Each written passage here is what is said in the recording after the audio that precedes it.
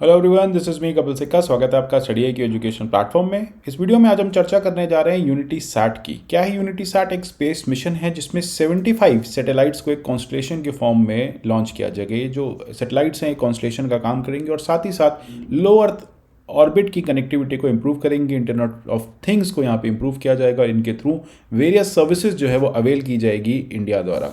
अब इसको डेवलप किया है Chandigarh university, Indian IIT Kanpur, IIT Bombay और 11 ऐसे इंस्टीट्यूशंस के स्टूडेंट्स द्वारा। यहाँ पे इसको स्पेसिफिकली डिज़ाइन किया गया है इंटरनेट ऑफ थिंग्स को स्पेस में प्रमोट करने के लिए। आपको पहले भी याद होगा कि स्पेसएक्स जैसी कंपनी, अमेजॉन जैसी कंपनी, वन वेब जैसी कंपनी इस तरह की सैटेलाइट्स जो हैं लॉन्च करती रहती हैं या कर चुकी हैं। कॉन्स्टलेशन ऑफ सैटेलाइट्स को लॉन्च कर चुकी हैं।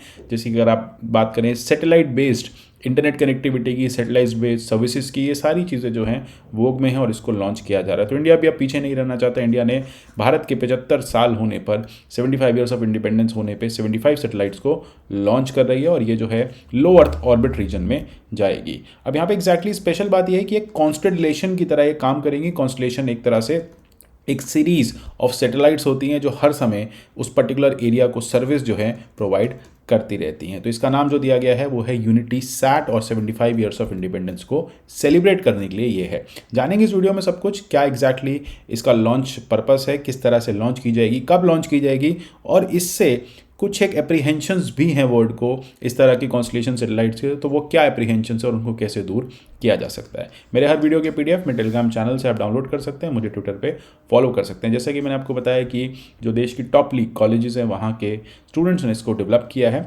इसके बारे में हमारे पीएम साहब ने यूनाइटेड नेशन जनरल असेंबली की 2021 के एक सेशन में स्पीच में बोला था कि भारत के 75 साल पूरे होने वाले हैं। जैसा कि हम आज़ादी का अमृत महोत्सव यहाँ पे सेलिब्रेट कर रहे हैं, तो ऐसे में 75 सैटेलाइट्स जो हैं वो इंडियन स्टूडेंट्स कॉलेजेस द्वारा एक कॉन्स्टलेशन के फॉर्म में भेजी जाएंगी। अब इसकी एग्जैक्ट डेट हमारे पास नहीं है, बट हाँ माना जा रहा है कि ये बहुत जल्द यानी 15 अगस्त 2022 जब 75 साल पूरे हो रहे हैं उससे पहले ही इसको लॉन्च कर दिया जाएगा। रीज़न इसमें यही बताया गया है कि यहाँ पे इंटरनेट ऑफ थिंग्स को हमें एक्सप्लोर करना है।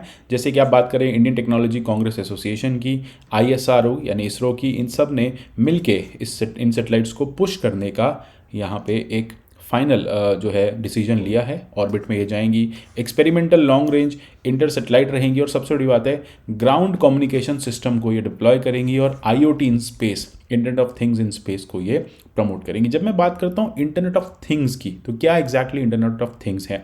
देखिए, इंटरनेट ऑफ थिंग्स एक नई ऐसी टेक्निक है, एक ऐसी नया कॉन्सेप्ट है जो इंटरनेट के थ्रू हर चीज़ को जोड़ता है। चाहे वो आपका ट्रैफिक मैनेजमेंट हो, चाहे वो आपका वेदर फोरकास्टिंग हो, लैंड एरिया का अगर आपको सुपरविजन करना है, जियोस्पेशियल आपको इमेजेस बनानी है, मैपिंग करनी है, एग्रीकल्चर में यूज़ करना है, तो ये सब कुछ आज इंटरनेट ऑफ थिंग्स के थ्रू किया जा सकता है। इस तरह की जो सैटेलाइट्स है वो इंडिया की कैपेसिटी काफ़ी मल्टीफोल्ड बढ़ा देंगी। चाहे आप बात किए ऐसे रीजन में इंटरनेट पहुंचाना जहां पे कनेक्टिविटी ब्रॉडबैंड की नहीं हो सकती, तो सोचिए अगर कोई हिली टेरेन है, कोई फॉरेस्ट वाला टेरेन है और अगर आपको वहां पे लो अर्थ ऑर्बिट से इंटरनेट की जो फैसिलिटी है मिल रही है, हाई स्पीड इंटरनेट आपको मिल रहा है, तो आप भी उस डिजिटल पेनिट्रेशन के पार्ट बन जाएंगे और भारत इन जनरल जो है तरक्की करेगा ही करेगा। तो इस मिशन के साथ यही है कि एक नया इंसाइट प्रोवाइड करेगा कि किस तरह के मटेरियल्स को डेवलप किया जा सकता है, डिप्लॉय किया जा सकता है जब हम बात करते हैं कॉन्स्टलेशन ऑफ सैटेलाइट्स की। और सबसे बड़ी बात है ऑडियो स्ट्रीमिंग की बात करें, ब्रॉडकास्टिंग की बात करें, लो ऑर्बिट रीजन की हम बात करें, तो यहाँ से ये सैटेलाइट जो है भारत के ऊपर उड़ती रहेंगी और IoT बेस्ड कॉन्स्टलेशन जो है वो लोगों को इसका बेनिफिट प्रोवाइड करता रहेगा। अच्छा, सबसे बड़ी बात है ये जो सैटेलाइट्स होती हैं ना कॉन्स्टलेशन के फॉर्म में चलती हैं। जैसे कि आप यहाँ पे देख पा रहे हैं इमेज के थ्रू कि कॉन्स्टलेशन के फॉर्म में चलती हैं और ये एक दूसरे से कनेक्टेड रहती हैं और ये नीचे जिस भी एरिया के ऊपर से जा रही होती हैं उस एरिया पे ये वो सर्विस प्रोवाइड करते हैं। तो ये 75 जो सैटेलाइट्स हैं इस तरह से डिज़ाइन की जाएंगी कि 24 घंटे कहीं ना कहीं ये भारत के ऊपर सर्विस अपनी देती रहें। अब इसी तरह से मैंने आपको बताया स्पेसएक्स ने भी स्टारलिंक लॉन्च किया था, वो एक कॉन्स्टलेशन था जिसके तर्ज पे हम भी इस तरह के मॉडल्स को अब डेवलप कर रहे हैं, इस तरह के मॉडल्स को हम एक्सप्लोर कर रहे हैं। जैसे कि अभी है कि अभी हमारे पास एग्जैक्ट डेट नहीं है, बट माना यही जा रहा है कि इस साल के मिडिल में, मतलब कुछ अगस्त में ये सैटेलाइट्स जो हैं लॉन्च हो जाएंगी।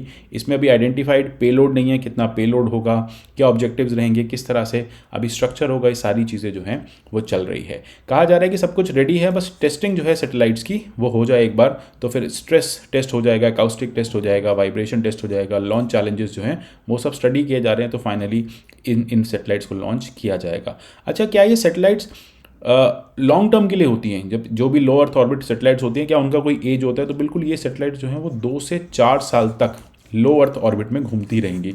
उसके बाद ये डिसफंक्शनल हो जाएंगी, उसके बाद ये स्पेस डेब्री का पार्ट बन जाएंगी। तो ये स्पेस डेब्री का पार्ट बन जाएंगी, तो ये भी एक बड़ी प्रॉब्लम है कि अगर इतनी सारी सैटेलाइट्स भारत के ऊपर या स्पेस में घूमती रहेंगी, तो स्पेस में जो कचरा है, जो डेब्री है, वो बढ़ता रहेगा, आपस में कोलाइड होने के चांसेस बढ़ जाते हैं, किसी ना किसी ऑब्जेक्ट से कोलिजन के चांसेस इनके बढ़ जाते हैं। ऐसा नहीं है कि इंडिया पहली बार ऐसा लॉन्च कर रहा है, इंडिया पहले भी इस तरह के सिंगल मिशन में 50 सैटेलाइट लॉन्च कर चुका है अभी। लेकिन फाइनली ये है कि हमारे पास ये पूरी क्लैरिटी नहीं है कि कौन सा लॉन्चर यूज़ किया जाएगा, किस तरह से इसको यूज़ किया जाएगा। तो ये सारी चीज़ें अभी क्लैरिटी आएगी हमें, हम देखेंगे कि बहुत जल्द ये लो अर्थ ऑर्बिट में सैटेलाइट्स आपको घूमती मिलेंगी और आपको high speed internet, audio video streaming की सर्विसेज देती मिलेंगी। अब लेकिन जैसा कि मैंने आपको कहा कि एक बड़ी प्रॉब्लम जो वर्ल्ड के सामने है कि जितनी ज़्यादा सैटेलाइट्स अगर इस तरह से आसमान में पहुंचती रहेंगी, स्पेस में हम भेजते रहेंगे, तो स्पेस जंक या फिर स्पेस डेब्री जिसकी बात हम बार बार करते हैं, पूरा वर्ल्ड जिसको लेकर चिंतित है, वो एक बड़ी बात बन जाती है कि ये स्पेस डेब्री कैसे रिजॉल्व किया जाए और ऐसी चीज़ों को कैसे काउंटर किया जाए। अब रिसेंटली चाइनीज़ गवर्नमेंट ने यूएनजीए को इन्फॉर्म भी किया था कि कुछ पॉसिबल कोलिजन्स हो सकते हैं। वहाँ पे चाइनीज़ एक अंडर कंस्ट्रक्शन स्पेस स्टेशन है जो अभी थोड़े दिन पहले ही स्पेस एक्स स्टारलिंक कॉन्स्टलेशन से टकराता बचा। तो यहाँ पे है कि इस तरह के अगर कोलिजन्स होते रहेंगे तो जो already high precision working satellites हैं वहाँ पे, वो इन छोटी छोटी सैटेलाइट्स से अगर टकराएंगी तो उनका भी नुकसान होने का खतरा है। तो इससे एक बात ये आ जाती है कि इतना स्पेस डेब्री अगर बढ़ता जा रहा है तो उसको रिमूव कैसे करेंगे। सैटेलाइट हम लॉन्च तो कर देते हैं पर इनको वापस लाने का कोई तरीका नहीं होता। कई बार ऐसा होता है सैटेलाइट घूमती रहती हैं, किसी कॉन्स्टलेशन से टकरा गई, किसी मीटियोर से टकरा गई, ब्रेक हो गई पीसेज में, फिर इनके पीसेज घूमते रहे, फिर वो ओवर द टाइम इतना ज़्यादा छोटे छोटे पीसेस में हो जाते हैं कि उनका इम्पैक्ट पड़ना बंद हो जाता है, लेकिन वो भी काफ़ी लंबा समय लगता है उस चीज़ को होने में। तो जैसे कि आप ये मैप देख पा रहे हैं, नासा भी इस बात को लेकर चिंतित है कि इस समय अर्थ के चारों तरफ इतना ज़्यादा स्पेस डेब्री जो है वो बना हुआ है, सैटेलाइट्स हैं, स्पेस डेब्री है, तो ये कहीं ना कहीं हमारे एनवायरनमेंट को या हमारे स्पेस को कहीं ना कहीं ये इम्पैक्ट करता है। इनफैक्ट थोड़े दिन पहले भी एक न्यूज़ आई थी, जनवरी की बात है, कि चाइना की सैटेलाइट जो है वो एकदम एनकाउंटर होने वाली थी रशिया के एंटी सैटेलाइट मिसाइल टेस्ट से, है ना। तो यहाँ पे एक बड़ी दिक्कत हो रही थी कि यहाँ पे जो एंटी सैटेलाइट मिसाइल टेस्ट किया गया उससे चाइनीज सैटेलाइट को भी एक नुकसान होने वाला था। नासा ने इनफैक्ट ये भी कहा था कि इस तरह का जो स्पेस डेब्री है वो कभी ना कभी जेम्स वेब टेलीस्कोप में भी स्लैम कर सकता है।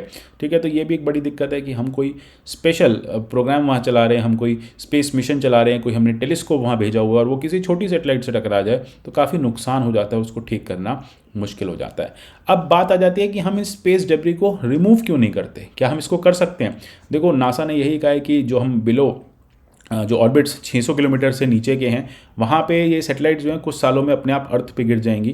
जो 600 जो लो अर्थ ऑर्बिट में सैटेलाइट्स उड़ रही हैं वो कहीं ना कहीं एक टाइम के बाद अपनी फंक्शनैलिटी खो देंगी, फिर वो ग्रेविटी के टच उसमें आएंगी, कांटेक्ट में, और वो वापस से कहीं ना कहीं आपको अर्थ पे गिरती दिखेंगी। लेकिन जो 1000 किलोमीटर से ऊपर की हैं वो सेंचुरीज तक अर्थ को सर्किल करती रहेंगी। जैसे कि जापान का एरोस्पेस एक्सप्लोरेशन एजेंसी या यूरोप की स्पेस एजेंसी ने पार्टनर भी किया है कुछ स्टार्टअप्स को के साथ कि वो इस तरह के कुछ नए मैकेनिज्म लेके आएँ जिससे कि स्पेस डेब्री जो है वो रिमूव किया जा सके।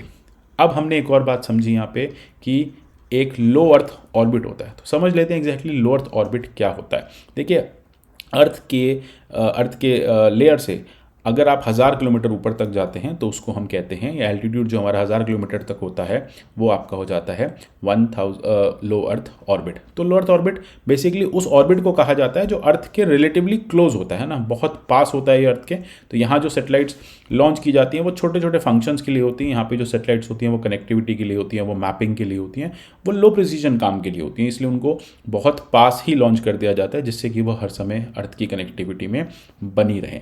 इससे ऊपर जो सैटेलाइट चली जाती हैं वो बेसिकली आपकी high earth orbit, middle earth orbit में चली जाती हैं। इनफैक्ट आप देखेंगे जितने भी कमर्शियल एयरप्लेन्स हैं वो एक 14 किलोमीटर के ऊपर के एल्टीट्यूड पे फ्लाई नहीं करते। तो लोएस्ट अगर हम एक सैटेलाइट की भी बात करें तो वो भी आपकी अर्थ से 160 किलोमीटर के एल्टीट्यूड पे फ्लाई कर रही होती है। तो इस तरह से आप देखेंगे कि 160 किलोमीटर से 1000 किलोमीटर के बीच का जो एरिया होता है ये पूरा लो अर्थ ऑर्बिट डिमार्केट होता है और इसमें वही सैटेलाइट्स भेजी जाती हैं जिसका काम इस तरह की स्टडीज़ या इस तरह की सर्विसेज प्रोवाइड करने का होता है। तो आशा करते हैं हम जल्दी यूनिटी सैट को लॉन्च करेंगे। 75 सैटेलाइट्स का कॉन्स्टलेशन आपको आकाश में दिखेगा और इससे भारत को further internet of things connectivity में काफ़ी बेनिफिट होगा। मिलते हैं अगले किसी सेशन में। आपको क्या करना है, आपको यूपीएससी सीएसई प्रीलिम्स का मेंस को ज्वाइन करना है, टारगेट प्रीलिम्स को हमारे ज्वाइन करना है और अपनी 2022 की प्रिपरेशन को एकदम प्रॉपर मैनर में स्ट्रैटेजिकली करना है। बाकी इस वीडियो पे हम आगे कोई भी अपडेट होगा जब लॉन्च होगी तो ज़रूर आपको बताएंगे, ज़रूर इस बारे में चर्चा करेंगे। तब तक के लिए goodbye, take care and God bless you all.